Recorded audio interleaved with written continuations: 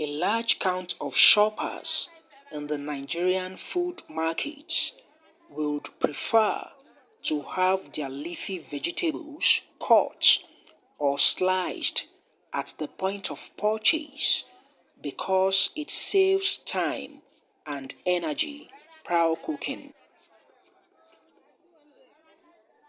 Did you know that your green leafy vegetables lose more nutrients when you cut before washing them?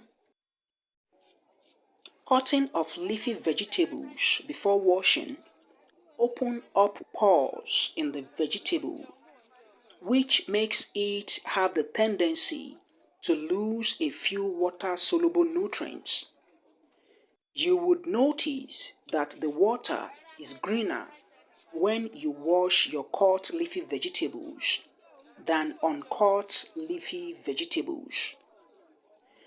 To retain a large amount of nutrients in your leafy vegetables, always wash them under a running water or inside water before cutting or slicing, and you won't have to wash them again before cooking.